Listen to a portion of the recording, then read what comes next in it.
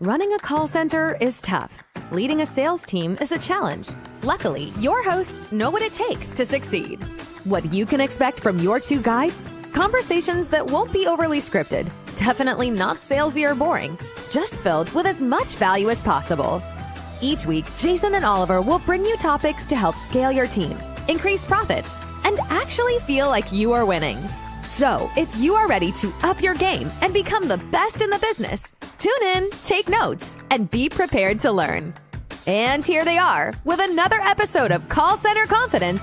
It's Jason Cutter and Oliver Catt.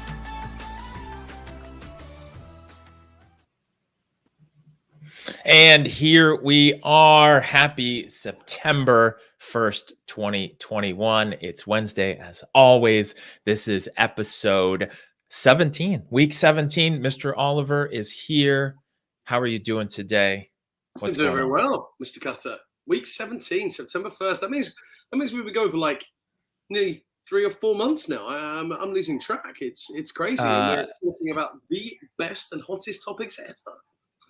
4 months in, over 4 months, and it feels like it's flown by. And obviously, for people watching this live, hello, welcome, Call Center Confidence with Cutter and Catt. We're glad that you're here, whether it's LinkedIn, it's Facebook, YouTube. If you're on LinkedIn, Facebook, leave a comment, say hello, tell us where you're coming from, where you're watching, and just let us know that you're there. And then as we go through this, your questions, your comments relative to our topic, which is currently a mystery, but we'll talk about that in a second. If you're catching the replay of this on any platform, if you leave comments, we'll get those as well. So it's always fun to see what people hear and think after the fact, and then we can reply to those.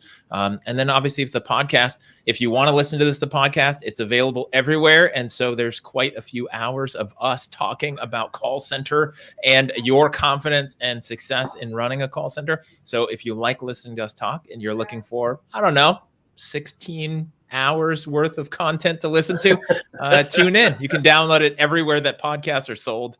And I think that pretty much covers the exciting bits, like the machine that we've built, this part here to help people with their call center confidence, no matter what your role is in your organization. No, 100%. I think you got it all down and locked down there with everything. Social media, Instagram, podcasts, it's happening. Looking at where people are tuning in from right now, we've got the UK, we've got the US, we've got Philippines tuning in. That's on the website, plus many other people across LinkedIn, Facebook. So we're reaching the global market, and that's what we want, guys. So look, if you're not listening live, then make sure you subscribe to those podcasts or check out our Instagram page, which I've been very lax in updating recently. That's so the right. first 6 episodes are there. I'll get back to it when I get a chance. Other than that, And I think the important thing, which I was going to mention as we rolled into this, especially as people are tuning in, your friend, Mr. Rich Edge, posted it in the comments, is a very happy birthday to you. I celebrate you and your birth, obviously, making this show possible. Otherwise, it would be Call Center Confidence with Cutter and who knows who. So thanks to you and your birth, you're here. Thank you for that. And I'm excited to you want to spend an hour of your birthday in this community. So thank you. Absolutely. Hey, that's what it's all about. We committed to Wednesdays, come rain or shine, right? So birthdays make no difference. But thank you very much, Mr. Rich Edge. As always, thank you. I think you even stuck it on my Facebook page this morning. So thank you very much. Appreciate it. But where are we heading today, Jason? Lots of hot topics today.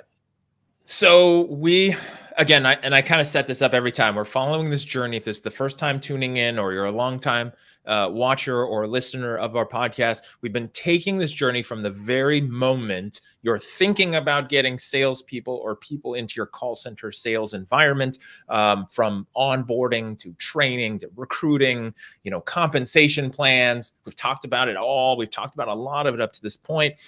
Last week, we were covering success with QA. So if you have a quality assurance or some kind of compliance department, make sure to check out week 16, episode 16, where we dove into that and gave our experiences and tips and ideas, best practices for success in that realm.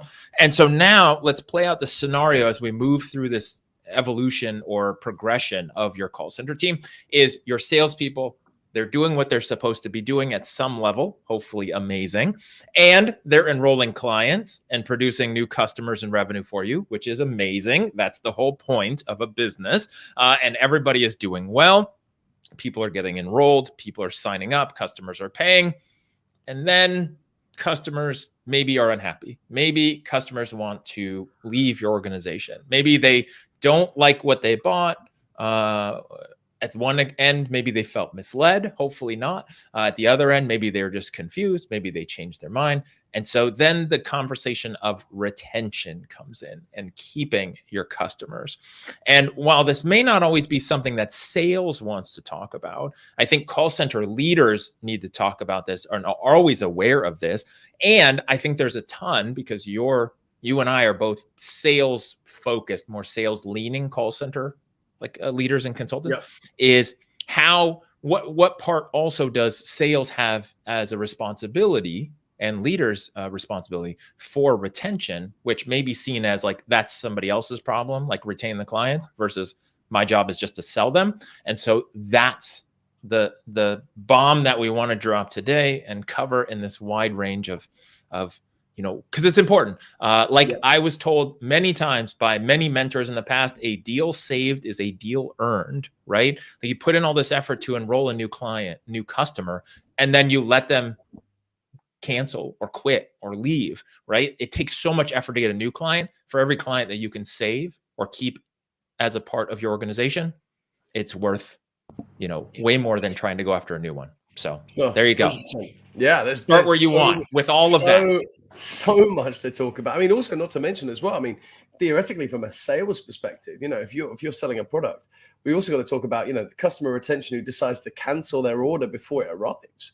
Is it sales responsibility to win it back as well? There's lots of different angles in there. So salespeople, don't just pass it over to your customer experience team. You got to make sure it goes live. You got to make sure that product is delivered and transacting or selling or working in that person's life, because you don't just want to drop a sale in the top of the funnel and hope that it comes out the other end. And that's where we're going today. So there's so much to talk about there. So let's start from the beginning of that kind of customer retention piece, because I think it's key to understand it from every different angle, whether it's customer experience, whether it's, somebody in technical support retaining that customer because they've had so many technical difficulties. Where do you think one of the most important parts of customer retention really sits? And I'll tell you for why, and this is for me, especially why customer retention is a big thing. My first ever job in a call center was in retentions. Working for a telecoms business back in early to mid to late 2000s, somewhere like that. So lots of ways to look at this. So what about you, Jason? Where do you think it starts? Well, I think it has to start with the progression, like we talked about, with the transaction, with who's dealing with the customer first and setting things up. And so that would be sales. I think in any organization that wants to succeed at the customer revenue retention game and everything that's included in that, what it takes is being very mindful of the end result you want, which is a long-term client. Whether it's a one-time purchase and you want them to be happy, maybe refer other people, or it's an ongoing service with some kind of monthly reoccurring revenue or annual reoccurring revenue or contract or agreement, and you want the most lifetime value that is possible from each successful, happy customer that you enroll and have a part of your organization, then I think that has to start with sales and how sales is setting up that customer, that potential lead to being a client, how they're being set up, what the expectations are that are being set, and what sales is doing to start that relationship off in the right way. And I think because everything is relationships, right? When we talk about sales, selling somebody, persuading somebody to buy, if you're in a desk, in a cubicle, in a call center, is similar in ways that you would approach and build a successful relationship and close the deal, if you will, with even let's say a personal relationship or a romantic relationship. You want somebody to go out on a date with you.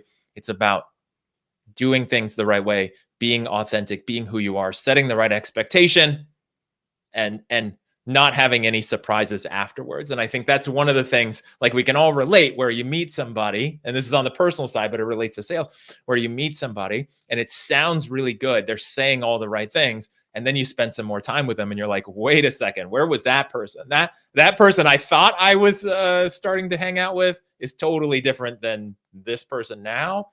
What happened? Feels like a bait and switch. Feels like you got lied to. And I feel like salespeople, unfortunately, do that a lot, where they're excited, they want to close the deal, they'll say whatever it takes to get that customer to sign on the dotted line, to swipe their credit card, to make the payment, and they don't really think about the long term, what's going to happen later on down the road. And sales has to be responsible. And then there's the part of what you said, which is, okay, who has to retain this person, and how do you affect sales compensation plan? So what do you think about that side, with the fact that the relationship needs to start out on like a truthful, expectation? Look, there are so many companies out there at the minute that work with the premise of slightly mis-selling, slightly doing it. And it's not maybe nothing intentional. It just kind of happens, and it happens from time to time. I think one of the great things about being honest and being open from the beginning is working with the right people and working with the right team. A client that I'm working with at the moment, ironically, is adamant about making sure that the transition from sale to account manager to live is a solid process all the way through. So it goes from the sales team handing over to customer experience, then customer experience outbounding that brand new sale to welcome them on board, to tell them their products in the pipeline, that it's going to be going here soon. You're going to be able to have access to your new product very shortly. And I think that is something that really, really, really makes a difference. And when you said that a minute ago, that really resonates, because there are companies that want to do that. There are companies out there that really want to achieve that process. But I think sometimes people get lost in that motion. People get lost in that process. And I think it's going to take time for a lot of people to kind of fix their end-to-end process. And it's not everyone. There are a lot of companies out there that do it very, very well. And I think we can learn from those types of companies how to improve that process. And one of the things I'm really excited about with this new client is especially making sure that we go from A to B with no hiccups. We don't lose that customer in the sales process. And most importantly, the point you said there is the salesperson is honest and upfront. A comment from that call specifically this morning was even made by the client saying, hey, look, I don't care if it takes an extra 5 minutes, 15 minutes, 20 minutes on that initial sales call to explain the entire sales process and what's going to happen next. And for me, I was just like, hallelujah. That is exactly what I wanted to hear. Is that your thought process? Is that what you want to see? Yeah, that sounds like a dream client or company to be working with from my experience and what I've seen. Where, a lot of times, and here's the challenge, is that salespeople in a hurry, they want to get the deal done, or salespeople have had bad experiences. This is one thing that occurs a lot, and you explain some features or you explain the process. And then that new client, right as they're about to sign, or they just signed up, says, you know what, that sounds like a lot of work. I don't want to go through that much work. I don't want any part of this. So what happens is that salesperson, this happens all the time, right? This is a little sidebar, but that salesperson builds up this idea and says, wait a second, if I explain all these things, I lose deals. So that equals this. And now I don't want to do it. It's right. Like if I'm cooking and my hand slips and I touch the hot burner, that hurts. I don't want to cook anymore. Right? Like that's what goes on in our brain. And then that's what happens. And so the rep holds back, or the manager holds back, and they don't want to do that. And I think it's so important to set that expectation. Again, you got to fight that instinct, especially if you're managing and leading salespeople. Fight their instinct that it's better to just not explain a lot of stuff and let it work out versus explain and give the right expectation, while at the same time knowing the right people will appreciate that. And if that scares off the wrong people, I promise you they would have been bad customers or very surprised or very angry later on. You wouldn't have wanted them anyway, right?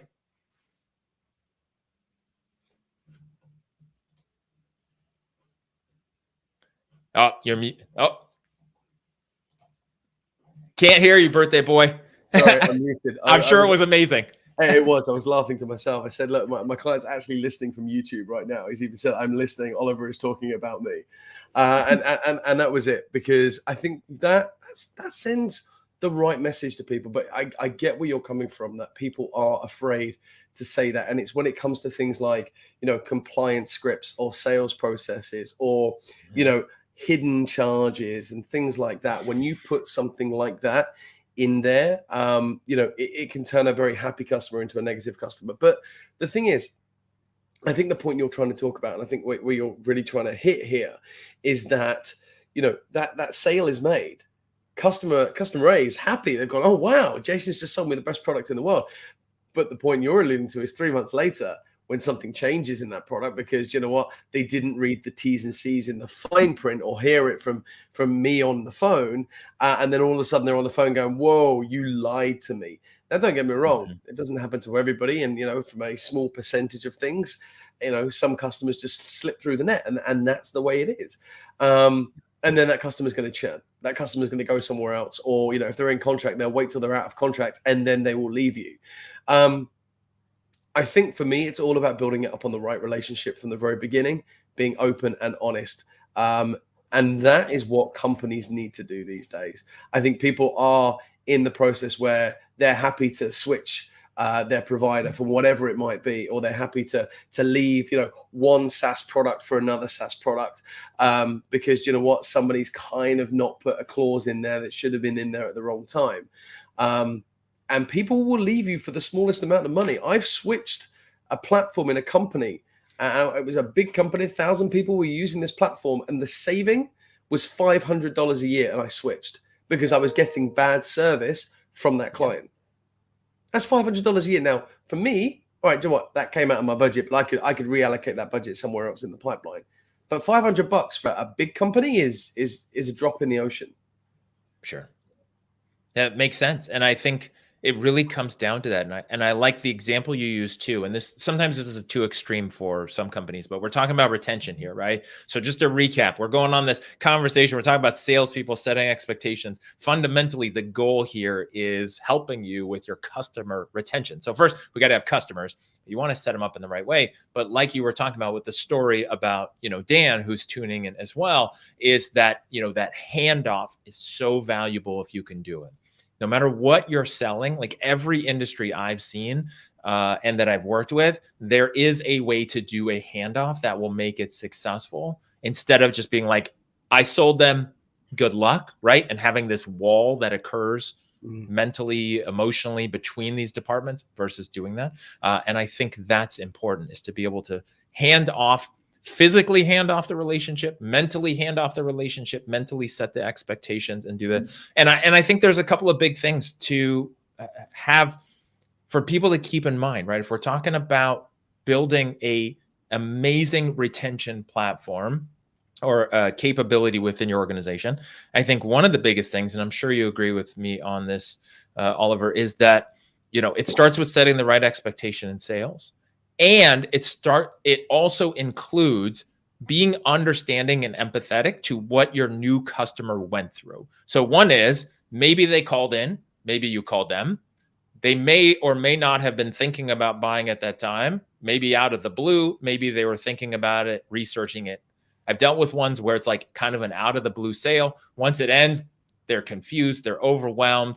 They know what they signed up, but they don't know everything that's going on. I'm not going to blame the attention span thing, but I've dealt with some sales cycles that are 30, 45 minutes, an hour long. You cover a lot of stuff in that. And then as a company to go like, I gave them all the disclosures, I set out the expectations. Why don't they remember it? Why do they keep calling back? It's like, they're human, right? Like, they're absolutely, watch a movie and then wait a week and then think about every detail of that movie that you enjoyed and see if you can remember every scene and every piece of dialogue that occurred. It's not going to happen.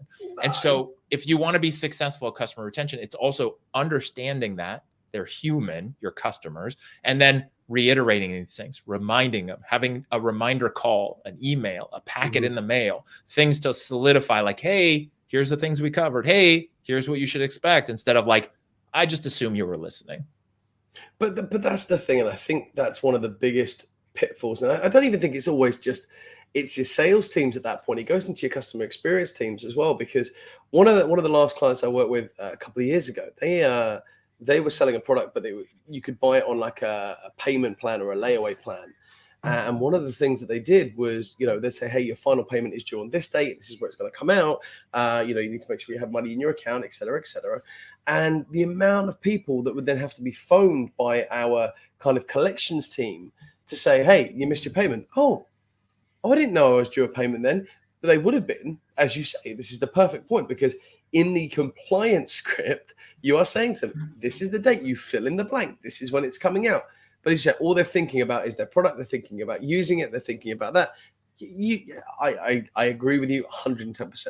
110%. I think that is one of the biggest, most foremost points of making sure you drill down on the key information. You make sure they understand it. And sometimes, look, you may sound stupid on the phone, but if it's something important, get them to repeat it back to you. That's how you get them to understand. And then, you don't end up, I was going to say a wrong word there, but you don't end up annoying your customer because you've misled them, or you've not solidified the information you need to solidify in their head, It just so you know, it's your birthday. You can say whatever you want on our show, I think. I don't know. Maybe not anything. We fill it in with beeps and we'll just bleep it out for the podcast, or we'll just put that it's explicit and content, and then just mark that if you really want. So you let it fly. It's the authentic side, right? Like if you're gonna be authentic, it's got to be you. I think that's so important. I mean, I think one of the things, if you again want to be successful building a retention program that works effectively, is remember that once your customer becomes a customer, the biggest thing to keep in mind is they see that their problem is now solved. They had a problem, or they had a goal. They signed up from you. They bought from you. That problem is now solved. Even if it's not, even if this is the beginning, right? You joined the gym. Okay, cool. Now I'm in shape. No, this is where the fun begins. Like, you just signed up. But in their mind, that's checking the box and closing the loop, going, okay, I joined the gym. That's all I needed to do. Or I signed up for my insurance, or I signed up for help with my credit cards, or I signed up for help with my energy. And cool, now my job is done. I checked that box in my mind. And for most organizations, service-based, that's when the work begins, and you got to keep people engaged and make sure they're still connected with you. Yeah, no, absolutely. Absolutely. So, we look at that, and, you have that entire end-to-end process. You have that part in place. What do you think is something when you get the angry customers calling service that want to leave, that want to cancel your product, that want to change your product? Where would you go with something like that? Because you've now got to turn an unhappy customer into a happy customer. And this is, you're not just dealing with somebody who's been given misinformation. They've already got that preconception that they are leaving you. They've already got that notion in their head. They no longer want your product. That's a tough one. Yeah. I think it's really tough. And obviously, we're going to speak in generalities here on the Call Center Confidence show, because every vertical is different. Every conversation, every person that you're dealing with is different. For anyone who wants specific ideas or concepts or things like that, definitely email us, info@callcenterconfidence.com. Because we both, for anybody watching or listening, Oliver and I have worked in many different industries. So like, everything is different. What you say to this one type be different than this. Agreed. Fundamentally, universally, like, I think there's a couple of big things. One is, this goes back to the empathy side and understanding your customer and understanding humans, is that everybody, I'm going to say everybody by the time they've bought from you, and then by the time they go into the retention, but by the time they bought from you, they've had a bad experience buying from someone else and buying something, or hearing horror stories, or watching movies like Boiler Room or Wolf of Wall Street and thinking that salespeople are shady and that they can't trust companies, right? And so the problem is that most people don't buy because their walls are too high. Once they buy, they're just looking for how they made a mistake, where the gotcha is, right? Like, okay, so I signed up for this thing. When are they coming for me? When are they going to get me? Like, I drove the car off the lot. When is this thing kind of just spontaneously combust? Like, what did they do to me? And so that's what people are expecting. So you've got to understand that in retention, that people have had bad experiences. Yep. It may not be you that did anything wrong, but they have this lens of the world that maybe I signed up and who knows what happened. And so I think part of it is just understanding that if you are a well-run organization and you have a CRM and you have a well-trained sales team that actually puts notes in their CRM, then when it comes to retention, what you should have in your toolbox as a retention specialist is why they signed up, what they needed, what their issue was, what you were trying to solve, no matter what it is. Again, you could be helping them switch cell phone carriers, but if there's enough notes in there, you should know and be able to tie it back to what the issue was that switching or signing up solved. And I think that's the key when it comes to retention. You can't just be like, well, you should stay with us because we're amazing. Like, no, nobody cares how amazing you are. Remember, they are the hero of their own story. And the best retention people I've ever seen go back to the basics and either ask them questions or pull up the notes and say, hey, when you signed up, here's the challenge. Here's what we were trying to do. Let's talk about that. Like, what did anything change? And kind of bring up what was important to them that they probably forgot in their scaredness. Do you know what? I think that solves a big problem because information is power when it comes to something like that. Jumping back to my very first retention job, I was working for a telecoms company that sold phone and broadband to residential premises back in the UK. And it was one of the second or third largest telecom providers on the phones, retentions, angry customers, left, right, and center. That's all we dealt with.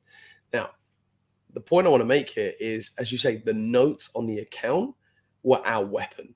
You could go right back to that sales agent to see exactly why Jason signed you up in the first place.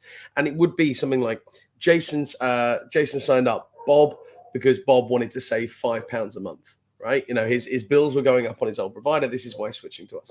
Perfect. And this may be a year down the line. It may be 2 years down the line, 3 years, whatever. And it would be great because the customer would come in and say, look, you know, my bill's been creeping up. You promised me it was going to be cheaper. Well, you can go back and say, well, look, it is cheaper and it's still cheaper than X, Y, and Z. And ultimately, the only reason you're paying it is because inflation's got, and you could explain everything. And all of a sudden, you sounded knowledgeable. You sounded like you weren't just some Joe on the end of the phone trying to make a sale and get paid for retaining this customer. And if you can go back to that, then that is great. And as you say, the CRM makes a big difference in there. Dan making the comment, just go and give them £100 cash into their personal bank account. They might stay with you. Look, it is an option. Jason, you brought it up at the very beginning. You know, sometimes it is cheaper to retain a customer than it is to acquire a new one. And that was always the case with every company that I've worked with. You know, your marketing spend is always more expensive to acquire somebody new into your marketplace and retain that repeat business. Because when you've retained that business, your marketing's already done. You don't need to spend any more money. It's like a Facebook ad. If you already got somebody to click your Facebook ad, you've got their information. You do not need to pay for their click again. And I think that's a very key point, that if companies do have the ability to not sweeten the deal, not throw stuff in, it does go a long way. The only downside to that is that when your customer that you've just saved with a credit tells their friend and then tells their friend and then tells their friend, and then you've got everybody up going, I would like to cancel, please. And then you get to the point where you get some arrogant person who doesn't really want to save you because they've had a bad day. And they go, yeah, okay, no worries. And then they go, oh, no, I didn't mean it. I didn't mean it. Because you get people panicking because they've just called up for a credit. And you know, I'm funny. Well, not funny, but it is a funny story. If I go back, and this was a call that will always stick with me. Some guy phoned up and they wanted to cancel their telecom services. Because they were going to get it cheaper elsewhere. Now, I explained to them they were in contract, they were going to be charged a massive termination fee. And then they kind of basically turned around and said, oh, well, my new provider is going to give that to me. I don't want this line. Why don't you want it? And they turned around and said, because the account holder has passed away. Now, ultimately, they wanted to switch provider, but they told me that the account holder had passed away, and this is why they wanted to switch. Well, I said, look, unless you send in proof, blah, blah, blah, blah, blah, you can't switch your product out. You can't change it. It's a horrible thing to say if someone's passed away. You have to, because you need evidence of why somebody's switching in the first place. And this was the protocol in the company, that you need to provide evidence, and you send it to a certain team. And it just so happened we cancelled it the termination fee was applied to their account, and then once they sent in proof, the termination fee would be removed.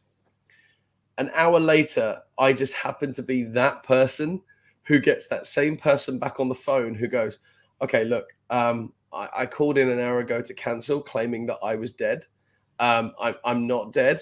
And I've realized that I can't switch my line now, and they won't give me a credit to buy out my line. So I'm going to stay with you. Can I reactivate my line, please? And it was just something like that, because people just trying to pull a fast one. No one likes to pull a fast one. Yeah, that is hilarious. Now I can see why that stuck with you. I'm like, how do you remember one particular call? But that makes total sense.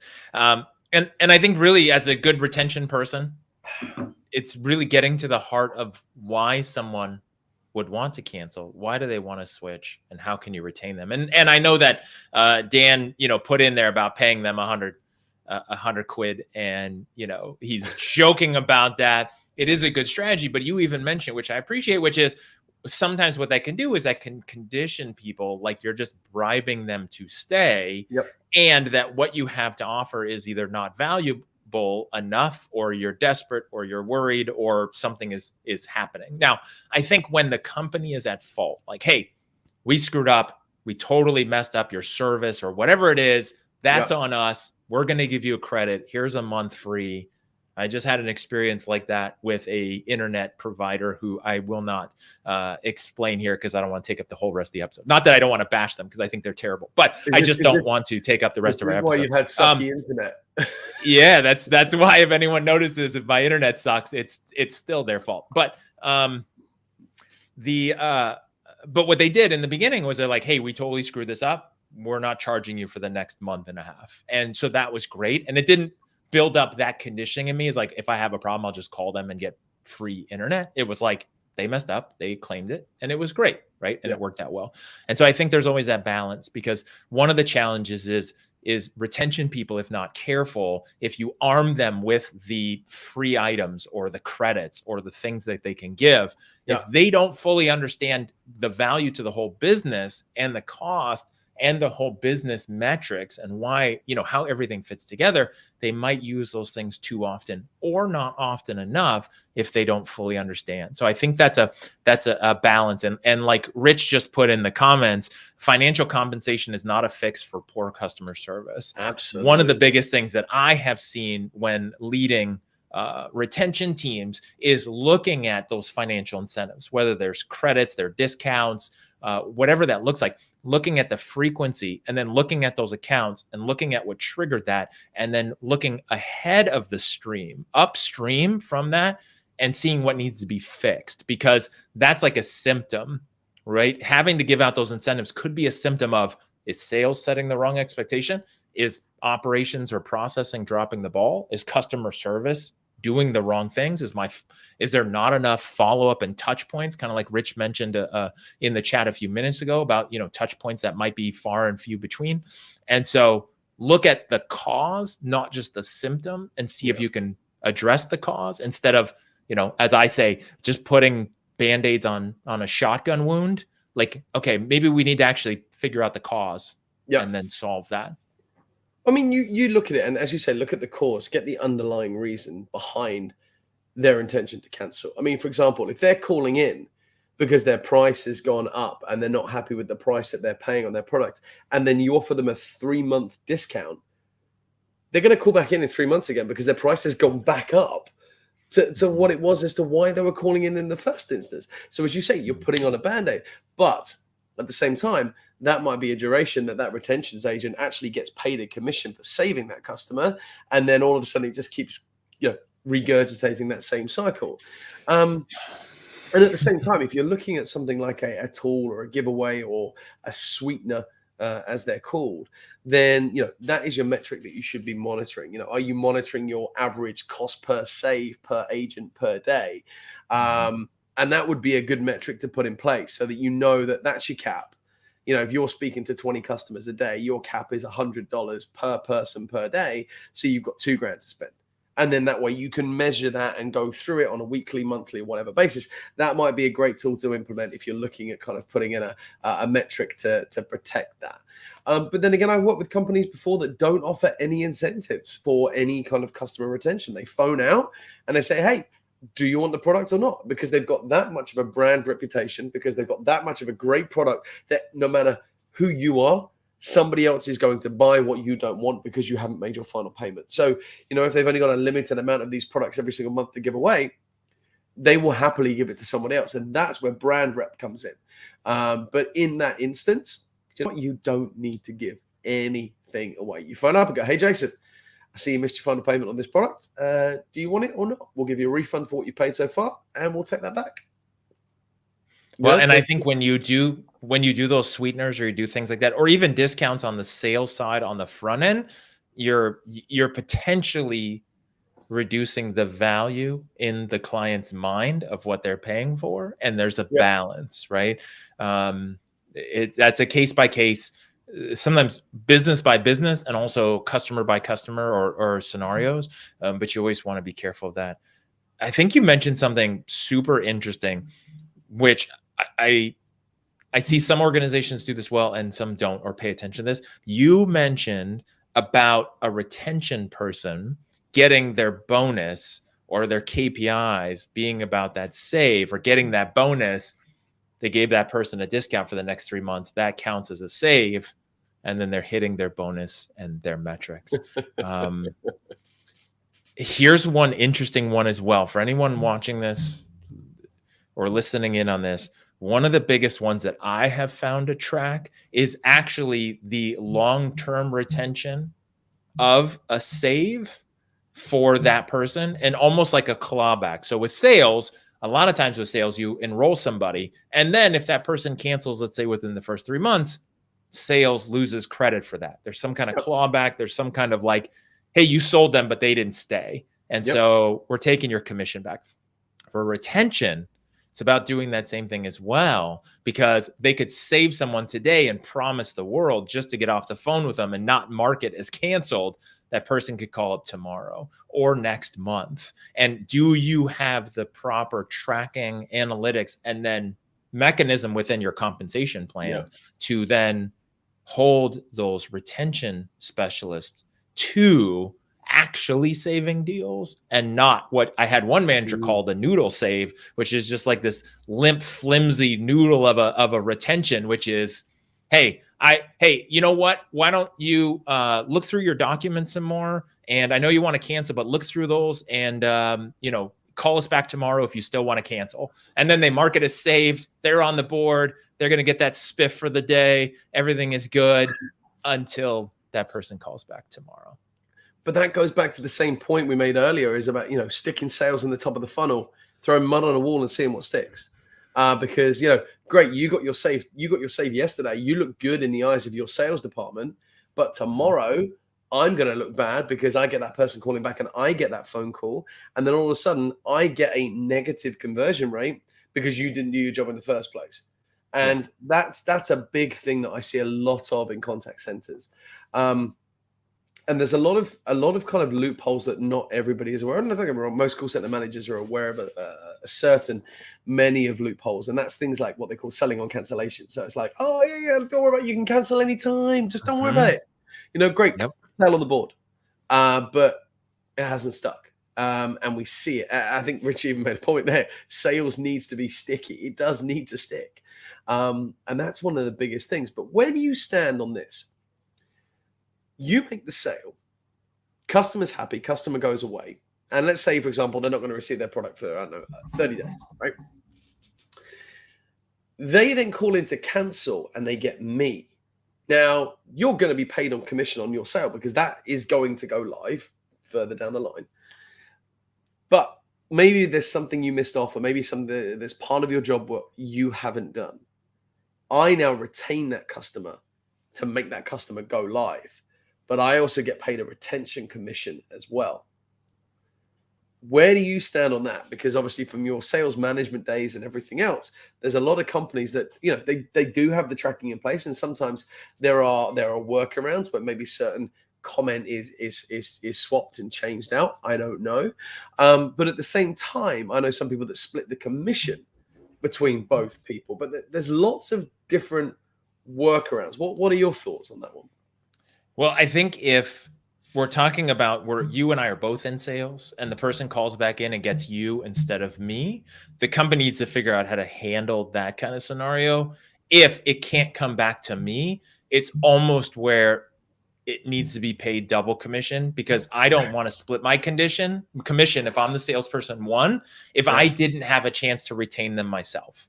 Like, to me, that might not be fair to me. If they called in, they didn't get transferred to me, you retained it, and now I've got to split my commission with you. Like that, I would debate that from a sales side. Now, from a management standpoint, obviously I'd want to build it where it gets back to the person. If I can't get it back to the person, then I might give like a retention credit to you, sales rep number 2, still give sales rep number 1 their full commission. It's going to cost me a little extra, but again, a bird in the hand is way better, and you're doing it. I think that's the key. So you're saying a smaller commission to that? Yeah, maybe like a quarter point or a half a point or whatever that looks like to the person who did that retention and just kind of took it that last, yard across the line. I think that's one way. Yeah. And then I think the other thing is, depending on how this is set up, if this was a thing that happened frequently, is I would have the metrics to track that, probably some disposition in the CRM and the phone system. Yep. And then understanding people are people. Again, people get confused. People forget what they signed up for. They don't remember all the rules, the T&C, the terms and conditions. And like, how many of those am I going to allow each salesperson to have per month out of their total deals? And then when is it excessive? When is it like humans are humans and they forget things? And when is it Bob sucks at setting expectations and 60% of his people call back to cancel before they even start in a month? I got a problem with Bob. And so actually being able to track that and go, okay, we're fine with 5% or 10% of these coming back, and we don't mind paying an extra commission to it. What do you think of that? That's great. That's fantastic. I mean, two excellent points you raised there. The first one I want to touch on is how you're saying about the commission brackets, how you have the tracking and everything else in there. I worked for a client many years ago that actually worked very hard. It used to be manual. You used to submit forms for commission and things like that. And what they did, because I think there was a lot of crossover, is jumping back to this commission paid in arrears, they actually built into the system your commission, like your save. When you retain that customer, you save it, and that customer then has a marker in their CRM. And what happened was, if there was no other overrides on that marker 3 months later and that customer was still there, you got paid because that marker was in the CRM and it was automated. However, if that customer called back in 3 weeks later, 4 weeks later, 9 weeks later, and somebody new overrode that save marker, then that new person would get the commission and the older person wouldn't, because they hadn't done their job to retain that customer for at least 3 months. So that was a really great tool that they put in, and it was a homegrown CRM. They built it internally, and it was fully customized. I mean, obviously nowadays you get your CRMs off the shelf that can do this and program it yourself. But that was a really great tool that they were focused on putting in there. And the second point I want to raise is when you talk about having sales coming back into the original sales agent. If you can do that, then that's great, because they've already built that rapport with that person. They've already built that relationship. And if you can go back and say, hey, Bob, look, I've just been passed over from Jason. He said that you're thinking about canceling your order. We spoke about this 3 days ago, 4 days ago, however long it was. And we had a great conversation. What's changed your mind? And in that instance, I think, in my opinion, it changes some of that mindset as to why that customer's calling to cancel when they bought from you in the first place. And they can't fob you off, or they can't mislead the retentions agent, because it's coming back to you who sold in the first place. And I think those are two excellent points you brought up there. Well, so I have a question for you. Mm-hmm. We always get into the pattern in these shows. Like you raise a great point, then you ask me a question, and then we go back and forth. But I have one for you, and I think this is, I don't know. We could debate this one a lot. I'm also curious to hear what people who are watching this, tuning in, have to say, either live or during the replay. You can answer it either way. Where should your retention people come from? what linear path or what line through the organization should lead to them being in retention. Because I don't know, you said you started in retention. That's a tough place to start. Most people don't do well starting getting punched in the face every day by angry customers. So that's not like the best. So either what path or where should they have been before doing retention, and or who makes for, or what skills does somebody need to have to be really good in retention? I'm just going to go with one word, and that's previous experience in sales. Sales is where they need to be. Retentions is sales. It's a different form of sales, but it is sales. And that was one of the things that, when I stepped into that role, there were so many people that went, oh, but it's a customer service role. It's a customer service role. No, it's really not. You are selling to that person. You are changing their mind. You are influencing them to keep your product, to retain your product, especially now more than ever, because that person's already got the mindset that they want to leave you. So you've got to really not convince. Convince is the wrong word. I'll go back to influence. You got to influence these people to do that. And I think it takes a strong-willed person, but they have to have a sales mentality and a sales background. And anybody, and I've worked with people over the years that turn around to me and say, oh, yeah, we'll just get some of the really good customer experience guys. No. You put your strongest salespeople on there, because we go back to what we said before. It's cheaper to retain a customer than it is to acquire a new one. And the fact is, if you can sweeten the deal, if you've got somebody who's got the gift of the gab, who can talk, who can sell product, then you've got the right person, because they go in there. And I hate to use this word, but I use it in every training session I ever do. And whenever I'm training sales reps, I always go down this route of explaining this to them, that sales is a bespoke form of manipulation. And that's not to manipulate the situation. It's not to create a facade or anything like that. It's to make sure that when I say manipulate, it's to move things into the right position at the right time. Okay. You move this comment in here as they say this, you move that comment in there as they say that. And if you can use your skills to go in and out as and when you need to, and in my opinion, a salesperson, a strong salesperson, is the only person with that skill set to do that. Agree? Disagree? Agreed. And the only change I would make to that is more of the emphasis on persuasion than manipulation. Yeah. Right. Yeah. And the only reason I say that is in the process of writing my book, Selling with Authentic Persuasion, I had to wrestle with that as well. And I've had a lot of people who think persuasion is also bad. But just to put some definitions to it, like manipulation, if you look at the definition, that's doing something to something else against its will. So like manipulating clay, manipulating wood, like it's like, I'm going to do this to you and I don't really care what happens to you. Yeah. Like it's not for your benefit, it's for my benefit. That's manipulation. Persuasion is, interestingly enough, more open-ended. It doesn't say positive intent or negative intent. It mostly just says, I'm going to persuade you. I want something. It may or may not benefit you. So it's a little more open. But either way, I know what you're saying is it's about getting that person to do that thing. Hopefully, if you're using your powers for good and not evil, for their benefit, right? That's the key. I completely agree about people coming from sales. One lineage I've seen is people who are in sales weren't great at sales, weren't killers, meaning they weren't out there like making the phone calls, hunting people down, doing the follow-up. They didn't have that outgoing killer instinct in the moment, but they had the ability to persuade. Personality. What's that? Sorry, I apologize. I said it's not they don't have a cold calling type of mentality, but they have that inbound lead.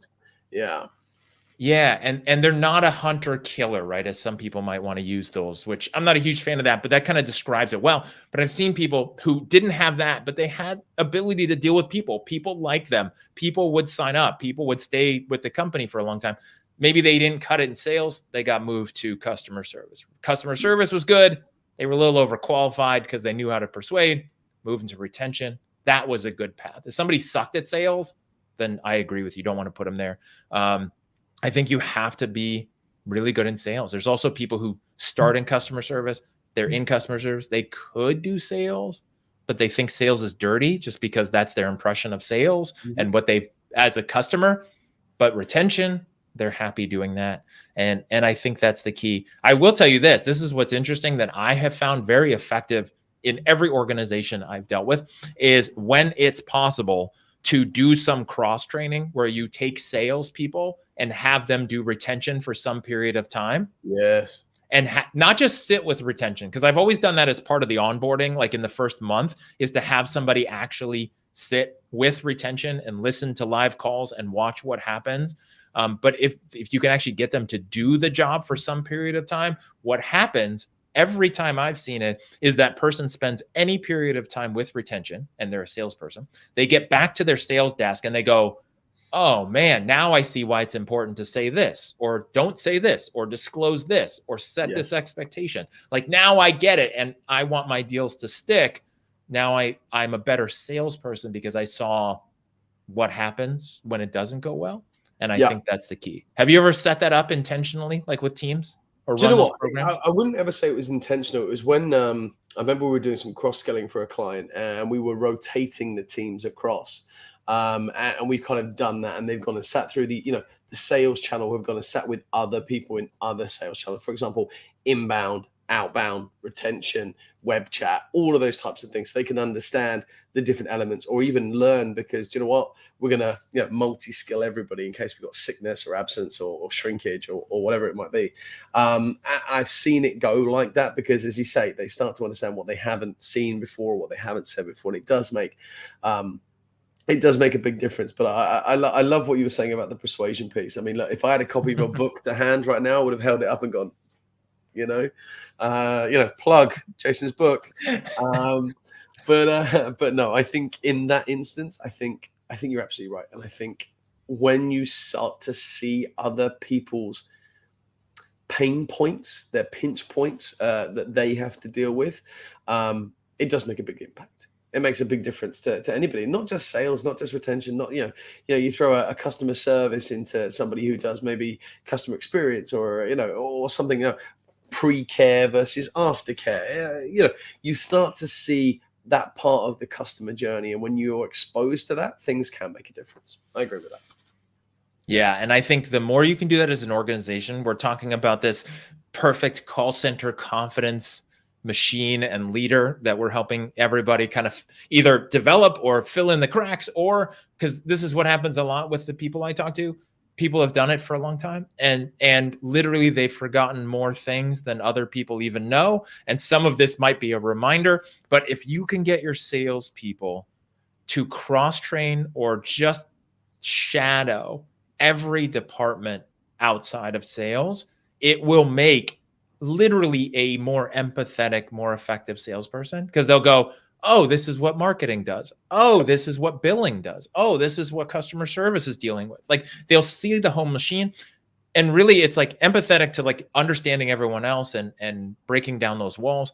It will also help them see themselves as a part of a bigger organization. I see this so many times where a lot of people in departments, especially sales, they see themselves in this one part. They're like, all I do is sell, and then I don't even know what happens. Like, I'm not a part of this big machine. I'm here for the money. Where's my money? Where's my spiff? How do I win a TV? Like, just tell me this, right? People kind of get really focused, heads down. That's what we do as humans. We're just like living our life. The more you can expose somebody to the whole organization and operation, then they will feel like a part of something bigger that is making a difference, helping clients. Again, no matter what you're selling, you could be selling knives or vacuum cleaners. Like it's still helping people feel a part of it. Yeah. No, I love that. I love that. And I think just a fantastic point you make there. And I think that's something that everybody should do. So if you're listening live, podcast, Instagram, wherever it may be, I say do exactly what Jason just said. That's an easy way of saying it. But yeah, no, I think you're right.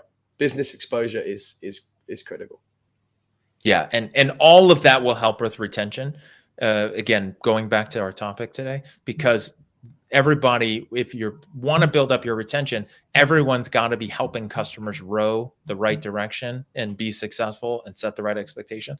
And when everyone understands what the whole machine is doing, then they can help their part with the retention. Yeah. No, good stuff. And I think that's the perfect bombshell to wrap up today's session with, don't you?